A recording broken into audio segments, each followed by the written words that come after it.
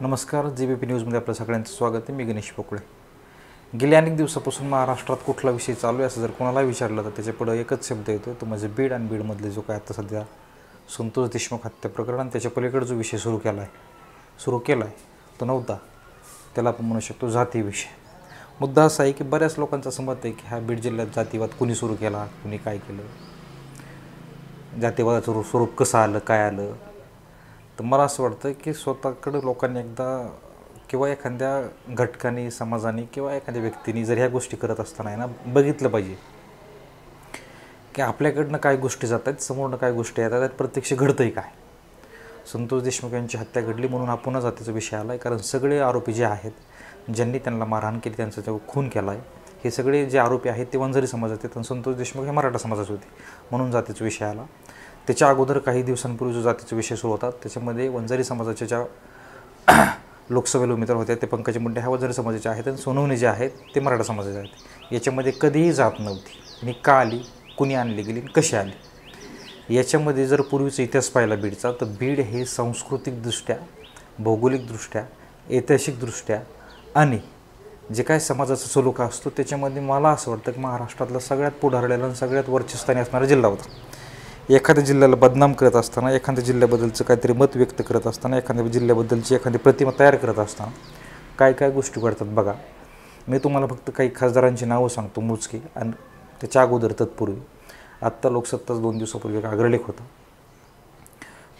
वाल्याचा वाल्मिकी, आणि त्यांनी संदर्भ हा बीड हत्या प्रकरणात सगळा मांडला. त्याच्यामध्ये धनंजय मुंडेची राजीनाम्याची मागणी केली आणि ते राजीनामा घेतला पाहिजे ह्याची भूमिका मांडली. पण त्यांनी जी एक लाईन वापरली त्याच्यामध्ये, बीडचा बिहार करण्याचा प्रवास जो आहे तो आत्ता नाही, तो स्वर्गीय गोपीनाथ मुंडे यांनी सुरू केला असं ते थेट म्हणलं आहे. लोकसत्ता अग्रलेख येतो, त्यांनी इतिहास मांडला आहे आणि त्यांनाच सगळं याचं श्रेय जातं बीडचा बिहार करण्याचं किंवा त्या मार्गावर घेऊन जाण्याचं, असं थेट त्यात म्हणलं आहे. हरकत नाही, स्वर्गीय गोपीनाथ मुंडे आत्ता नाही, त्याच्यावरती जास्त बोलणं तो उचित नाही आहे, परंतु त्याच्यामध्ये तसं बोललं आहे म्हणून मी तुम्हाला संदर्भ दिला. आत्ता मुद्दा असा आहे की 1952 ते 57 काँग्रेसचे रामचंद्र गोविंदराव परांजपे यांची जात तुम्हीच सापडा, मी सांगणार नाही आणि त्याच्यावरती मला बोलायचं नाही, पण मला एक सांगायचं आहे फक्त. त्याच्यानंतर त्याच्या अगोदर मी नाव वाचून टाकतो. 1957 ते 62 रखमाजी दोंडीबा पाटील काँग्रेसचे, हे खासदार होते. खासदारांची नावं सांगतो मी. 1962 67 काँग्रेस द्वारकादास मंत्री.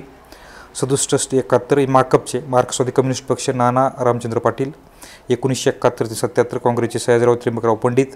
77 80 काँग्रेसचे गंगाधर अप्पा महारुद्र अप्पा बोरांडे यांची तुम्हीच जात सुद्धा. 1980 ते 84 काँग्रेसच्या केशरबाई सोनाजीराव क्षीरसागर, ह्या अल्पशा तेली समाजातल्या होत्या. हरकत नाही, ज्यांना माहीत नाही ते त्यांचे जातसुद्धा. केशर काकू पुन्हा होत्या 84 ते 89. 89 जनता दलाचे बबनराव ढाकणे. विशेष म्हणजे बबनराव ढाकणे हे वंजारा समाजाचे बीड जिल्ह्यातले नव्हते, पाथर्डी अहमदनगर तिकडला माणूस बीड जिल्ह्याने खासदार केला होता. पुढचं सांगतो. भाजपचे रजनीताई पाटील, भाजपचे जयसिंगराव गायकवाड, पुन्हा जयसिंगराव गायकवाड, ते राष्ट्रवादीत गेलं, पुन्हा जयसिंगराव गायकवाड. 2009 भाजपचे गोपीनाथ मुंडे. 14 गोपीनाथ मुंडे दुर्दैवाने अपघाती निधन. पोटनिवडणूक प्रीतम मुंडे. पुन्हा 19 प्रीतम मुंडे. 24 बजरंग सोनवणे. हा सगळा इतिहास तुम्ही रिपीट एकदा ऐका, मी तुम्हाला वाजून दाखवला आहे. याच्यामध्ये बबनराव ढाकणे, गोपीनाथराव मुंडे, केसर काकू क्षीरसागर, ह्या ज्या सगळ्या गोष्टी तुम्ही पाहिल्या, याच्यावरती फोकस केला. बोरांडे, जे काय खासदार असतील यांच्या एकदा जाती शोधा. पूर्वीच्या माणसांनी, मतदारांनी आजही कुणी जातीवाद केला नाही. दुसरी गोष्ट, काही काळापूर्वी बीड जिल्हा परिषदेचं अध्यक्षपद ओपनकडे असताना सुरेशरावजी धस यांच्याकडे राजकारणाची काही समीकरणं जुळली आणि त्याच्यामध्ये हे अध्यक्षपद भारतीय जनता पक्षाला गेलं आणि तिथं अध्यक्षपद हे विजय गोलार आष्टी तालुक्यातले जे आहेत दामणगावचे, त्यांच्या पत्नी त्यांना देण्यात आलं. दुसरी गोष्ट, त्याच्यानंतर या ठिकाणी जर आपण विषय जातीचा घेतला तर केशर काकू क्षीरसागर या अल्पशा तेली समाज आहेत, त्यांचे नातू आहेत संदीप क्षीरसागर, ते असं म्हणतात की सुईच्या टोकावर बसेल एवढी माझी जाते. सध्या आमदार आहेत त्यांच्या केसर काकू, 23 खासदार. मला सांगा, ह्या बीड जिल्ह्याने कधीच विचार केला नाही कुणी वंजारीचं आहे म्हणून. बबनराव ढाकण्याला विचार जर कराल तर ते म्हणले असते दुसऱ्या जिल्ह्यातला आहे, वंजारी समाजाचा आहे, असं कधी विचार केला आहे? गोपीनाथ मुंडेवरती 18 पगड जातीतली प्रचंड प्रेम करणारा मराठा समाज आहे. मला सांगा, 3 साडेतीन 3.25 लाख मतदान वंजाऱ्यांचं आहे, तेवढे ते खासदार होतं का हो बीडचा? सगळे वंजाऱ्यांचं मतदान होतं का हो? मराठा समाजाने कायमस्वरूपी साथ दिल्यामुळे गोपीनाथ मुंडे हे लोकनेते होऊ शकले, हे कधीही लक्षात घ्या. आत्ता जे जातीच्या ह्याच्यावर बोलतात ना, त्या लोकांनी थोडं आतमध्ये पाहिलं पाहिजे की आपण काय करतो. मराठ्यांचा दोष करताना आहे ना, वंजारींनी थोडं लक्षात घेतलं पाहिजे की आपण खरंच कुठलं पाऊल उचलतो आहे, काय विचार करतो आहे, आणि मराठ्यांनी त्यांचा दोष करताना त्यांनी तो विचार केला पाहिजे. अहो, एखादं नेतृत्व उभं राहत असताना, सर्व समाज घटकाला घेऊन पुढं जात असताना ते नेतृत्व लोकनेते होत असतं, ते नेतृत्व मोठं होत असतं. आजचा प्रामुख्याने प्रायोरिटी मुद्दा असणारा काय आहे? संतोष देशमुख यांच्या कुटुंबाला न्याय मिळावा, त्याच्यात जे काही दोषी आहेत त्यांना फाशी व्हावी, नाही तर त्यांना जर दुसरा कायदा असेल तर कापून तोडून काय जे गोळ्या घालून मारा, काय जे काय मारायची, शेवटी न्याय मागायचं ना आपण. दुसरी गोष्ट, जात हा फॅक्टर जर मध्ये येत असला तर तो बाजूला करून ही प्रवृत्ती आहे. वंजारा समाजात असू दे, मराठा समाजात असू दे, इतर समाजात असू दे, एखाद्या माणसाला अमानुषपणे मारणं, पाणी मागितलं काय तर दुसरं देणं, अशा अनेक प्रकारचे अमानवी घडलेत. अशा प्रवृत्ती ज्या असतात ना, त्या ठेचल्या गेल्या पाहिजेत. त्याला ठेचणं हा शब्द आहे. त्यामुळे हे ठेचण्याचे पलीकडे गेले. त्यांना अक्षरशः कशाने तोडलं, मारलं, काही केलं तरी कोणाला याचं सोयीसुख नाही. आणि ज्यांना सोयीसुख असेल ते माणसं आरोपीच्या बाजूचे आणि त्यांचं समर्थन करणाऱ्या नीच माणसं असं म्हणावं लागेल आपल्याला. म्हणून विचार करा, इथं जात पात धर्म याच्या पलीकडे गेलेला हा बीड जिल्हा आहे. त्याची जातीवादी ओळख पूर्वी नव्हती, ते आत्ताही करण्याची गरज नाही. मुद्दा इतकाच की बिहार झाला आहे का, तर बिहारच्या पुढे गेला आहे का? अहो, इथं पोलिसाला मारतात, इथं बाया बहिणींची इज्जत लुटतात, इथं रोज दरोडे पडतात, इथं रोज खून करतायत.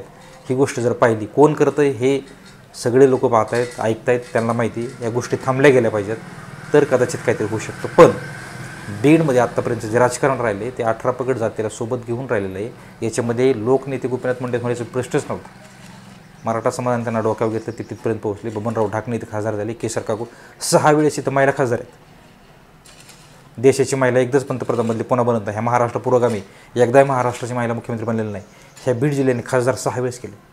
थोडं लक्षात घ्या, विचार करा, बीडची प्रतिमा काय आहे, बीडमध्ये कोणी कोणाला मोठं केलं आहे, कोणी कोणासोबत आहे. 4-2 टकोच्यांवरनं जात ठरवणं, जातीवर ठरवणं हे योग्य नाही आहे. थोडं आतमध्ये झाकून बघा. वंजारी समाजाने मराठा समाजाबद्दल विचार करावा आणि मराठा समाजाबद्दल वंजाराचा विचार करावा. कारण एकमेकाच्या अवलंबाने समाज असतो, एकमेकाच्या आधारानेच हा समाज पुढे जात असतो. त्यामुळे इतक्या टोकाला जाण्याचा तो विचार करण्याचं उचित नाही आहे. आपल्याच माणसाला आपण दापलं पाहिजे, दापणं म्हणजे आवरलं पाहिजे, अन्यथा हे वातावरण फार वाईट पद्धतीने जाऊ शकतं. पण बीडची राजकीय पार्श्वभूमी बघतात, बीडमध्ये मराठ्यांनी कधीही आत्तापर्यंत जातीवाद केला नाही, हे स्पष्टपणे दिसतंय. थोडा विचार केला पाहिजे सर्वात. तुर्तास आपण थांबायच्यात, बोलत राहूयात. तुर्तास शेअर करा, लाईक करा.